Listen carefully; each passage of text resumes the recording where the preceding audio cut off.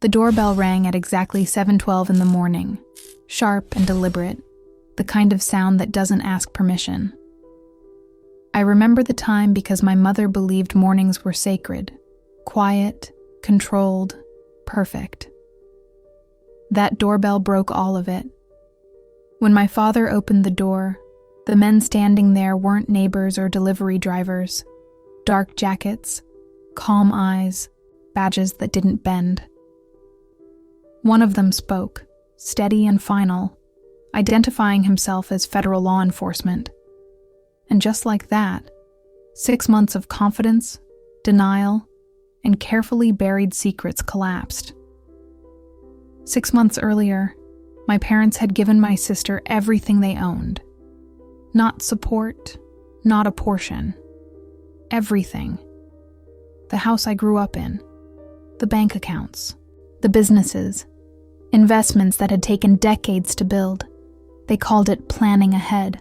They said it was about stability, about trust, about rewarding the child who stayed close. They never called me to explain it. I found out the same way I always found out important family news, through a message that wasn't meant for me. A photo of my sister standing between them, smiling, holding a leather folder like a prize. My mother wrote that they were proud of the future they had secured. I wasn't mentioned. I wasn't missed. It didn't shock me. Favoritism in our family wasn't emotional. It was structural. My sister had always been the golden one. The agreeable one. The one who followed rules that benefited her and ignored the ones that didn't. I was the inconvenient daughter. The one who asked questions when silence was expected. The one who noticed details people preferred to overlook. So when they handed her the entire fortune, they believed they were making a smart decision. They believed they were protecting themselves. They believed I was irrelevant. They were wrong. What they never asked, what they never cared to know, was where I had been working. They assumed I had stalled, that I was drifting, struggling, figuring life out the hard way. I let them believe it. The truth didn't need their approval. I worked in compliance, in financial risk analysis, in the kind of work no one notices until everything goes wrong. The day the assets were transferred, I opened a new folder on my laptop and labeled it simply, Timeline. I didn't start with anger. I started with logic. Why rush the transfer? Why move ownership before the annual audits? Why restructure trusts that had worked just fine for decades? Those weren't emotional decisions. They were defensive ones.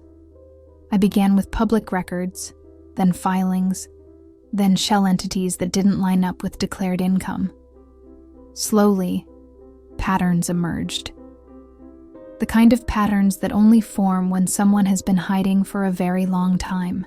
My sister thought inheriting everything made her powerful. What it actually made her was visible. The first clear problem appeared in a real estate, holding registered under a company my father claimed no longer existed. The signature authorizing the purchase wasn't his. It was hers. I didn't call her. I didn't warn her. I documented everything. By the second month, I wasn't just looking at aggressive tax planning.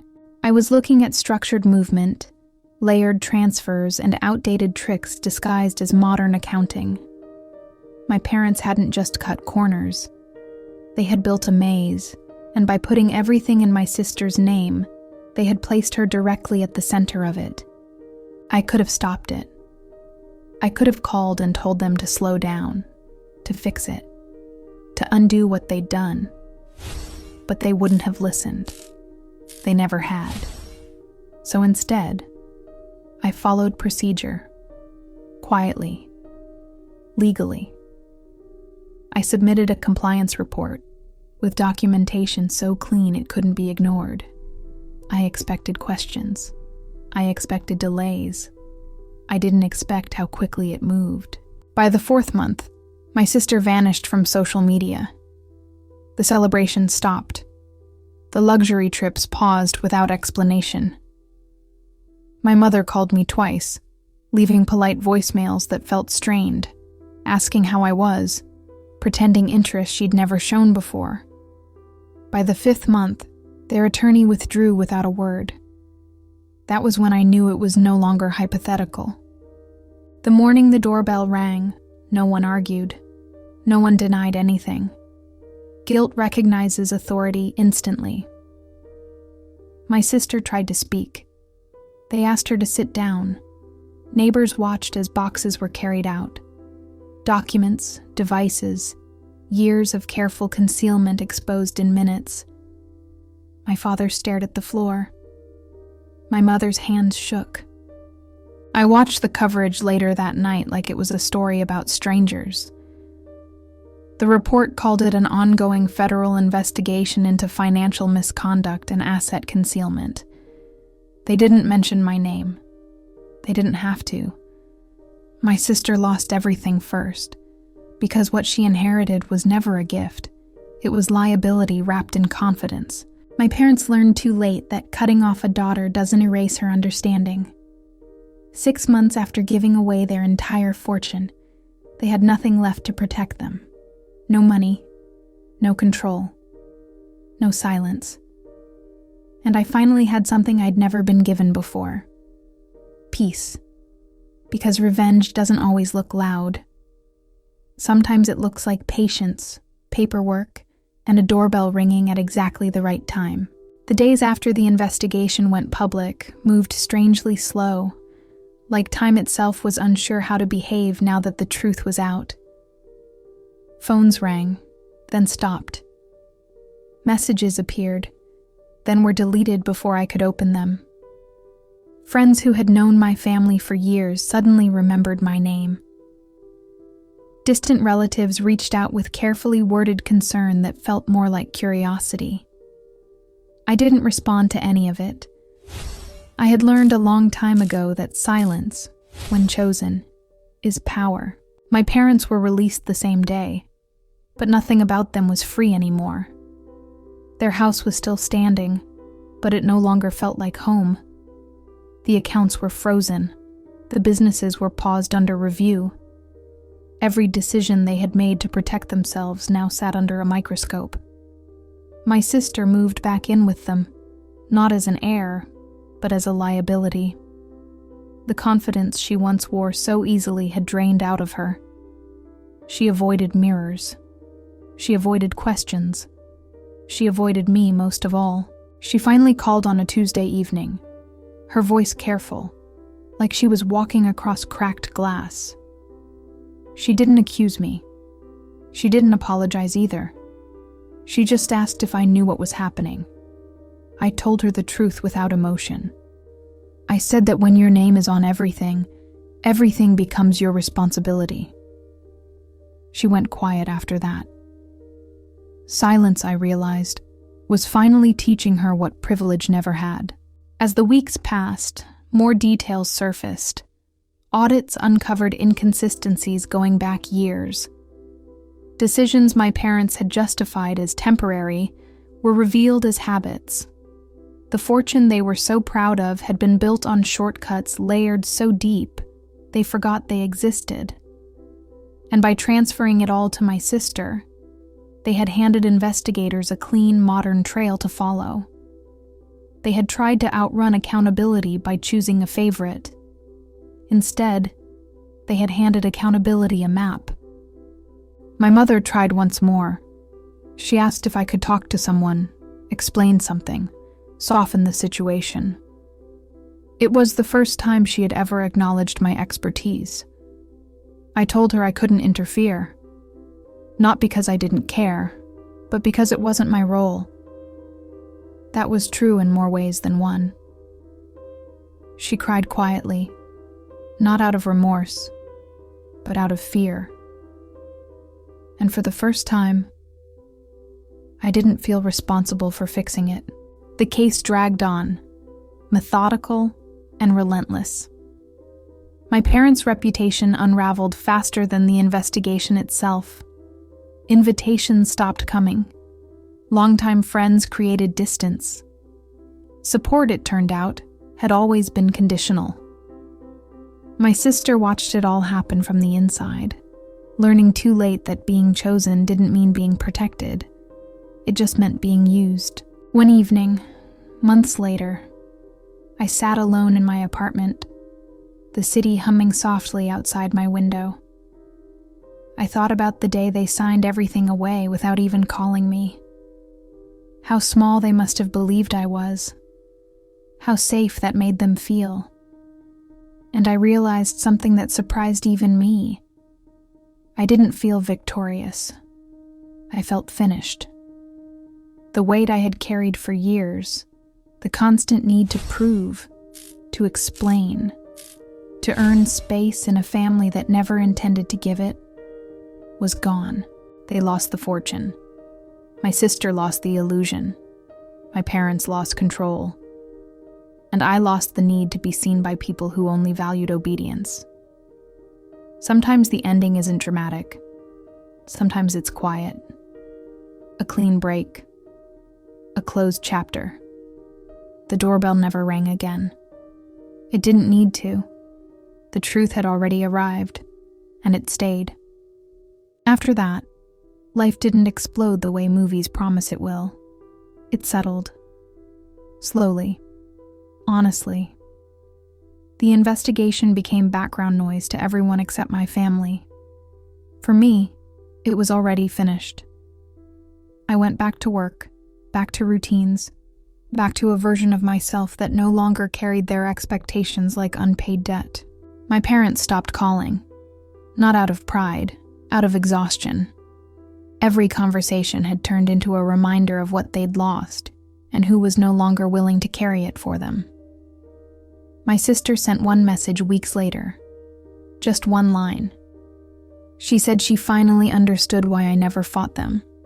I didn't reply. Understanding doesn't always deserve a response.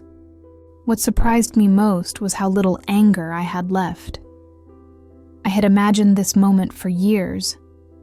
Imagined confrontation, apologies, tears, justice served loud and clear. But reality didn't ask for drama. It asked for distance. The truth had done its work without my presence. People at work never knew the full story. They only saw that I was calmer, more focused, like someone who had finally put something heavy down. I stopped checking the news. I stopped waiting for updates. Accountability was no longer my responsibility. It belonged to the people who had avoided it their entire lives. One afternoon, while clearing old files from my laptop, I came across the folder I'd named Timeline. I stared at it for a long moment before deleting it. Not because it hurt, but because it no longer mattered. The past had already moved where it needed to go. My parents once believed inheritance was power. That choosing one child over another meant control. What they never understood was that knowledge doesn't need permission, and truth doesn't need a voice raised to be heard.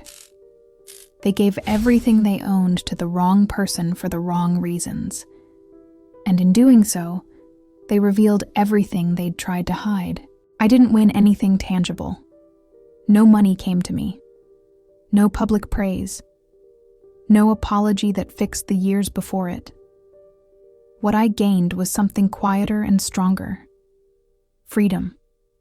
The kind that comes when you stop needing closure from people who never offered fairness. Some nights, I still think about that doorbell. Not with satisfaction, with clarity.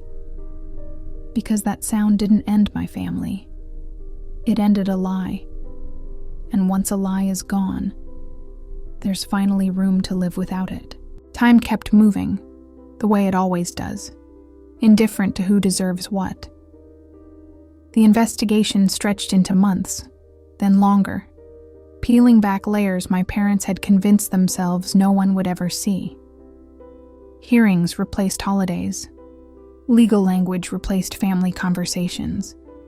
The house that once felt untouchable became quiet, almost hollow, like it knew its purpose had ended. My sister took a job she would have laughed at a year earlier. Nothing glamorous, nothing impressive, just something to survive. For the first time in her life, no one cleared the path ahead of her. No one rewrote the rules. I heard through someone else that she struggled with the adjustment. I didn't feel satisfaction about that. Just confirmation. Reality treats everyone the same eventually. My parents aged quickly after that. Not physically at first, but in the way their voices lost certainty. The way decisions came slower. Control had been their identity, and once it was gone, they didn't know who they were without it. They never apologized.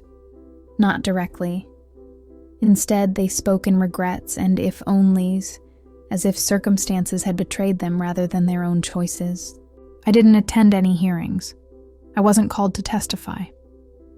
My role ended the moment the truth entered the system. That was enough. I stopped being the overlooked daughter and became something far more dangerous to their old world, a person who didn't need anything from them. One evening, I ran into a former family friend at a grocery store. She looked at me with that careful mix of pity and curiosity and said she was sorry about everything. I thanked her and kept walking. I realized then that the story people told about us no longer included me. Their downfall was their narrative to carry, not mine. I built a new rhythm for my life. Mornings were quiet again, but this time the quiet belonged to me. I made decisions without explaining them. I planned a future that didn't require approval or inheritance or reconciliation. The absence of my family became space, not loss. Years from now, people might forget the details, the investigation, the headlines, the whispers, but I won't forget the lesson they taught without meaning to. That favoritism is just another form of blindness. That silence can be strategy, and that sometimes the most powerful thing you can do is step back and let the truth finish the job you started. The doorbell was never about punishment.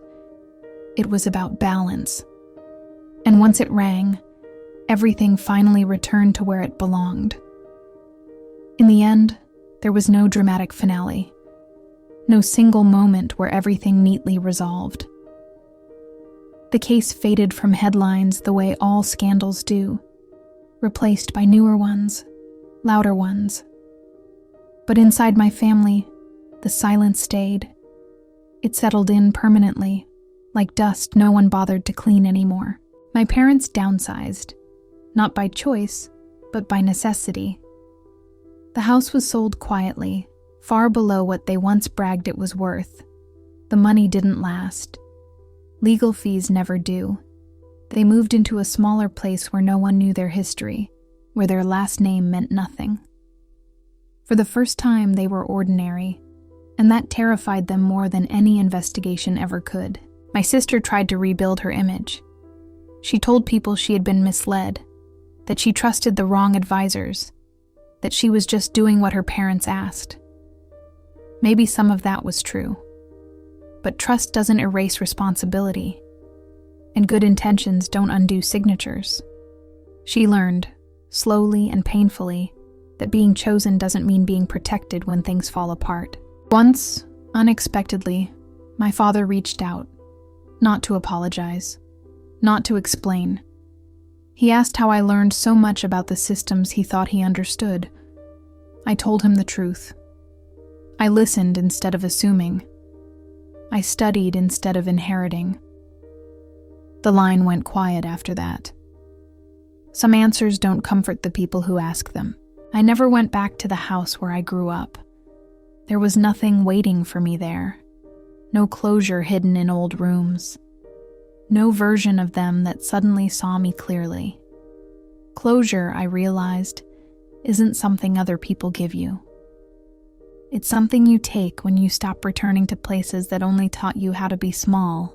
I built a life that didn't look impressive from the outside, but felt solid from the inside. Work I respected. Mornings that started without anxiety. Evenings that ended without regret. I stopped measuring my worth against what I'd been denied. Comparison had been their language, not mine.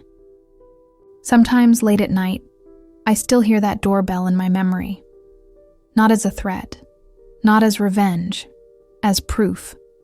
Proof that systems eventually work, that patterns are seen, that silence, when paired with patience, can be louder than confrontation.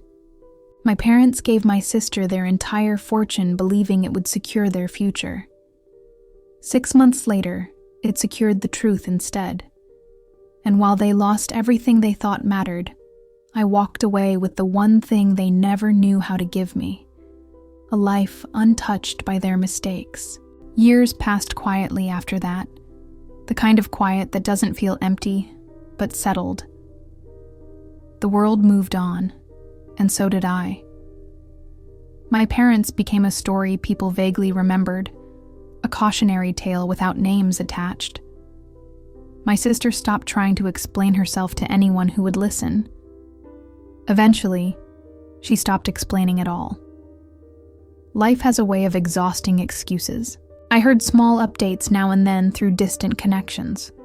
A job change, a move, a legal matter finally closed. None of it pulled at me the way it once might have. Emotional distance had done what confrontation never could. It had dissolved the old roles completely. I was no longer the overlooked daughter, and they were no longer the people whose approval I waited for. One afternoon, while sorting through paperwork at work, I realized something that made me pause. I trusted myself completely.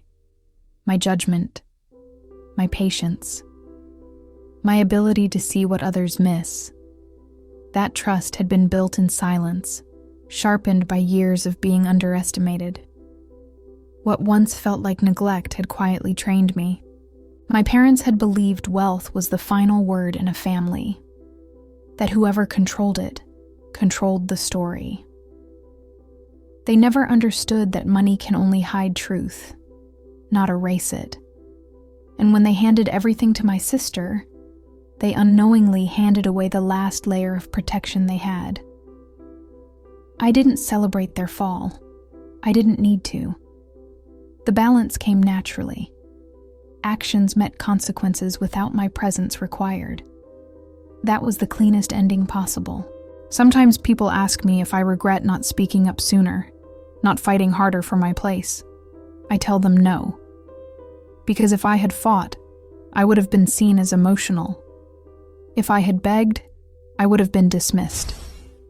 Waiting allowed the truth to stand on its own, undeniable and unarguable.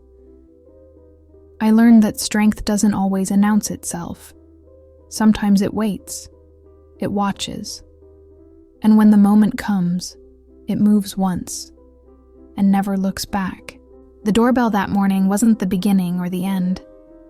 It was a checkpoint, a confirmation that everything I trusted, my instincts, my discipline, my restraint, had been right all along. And that knowledge stays with me. Quiet, steady, unshakable. As more time passed, the story stopped feeling like something that had happened to me and started feeling like something I had walked through and left behind.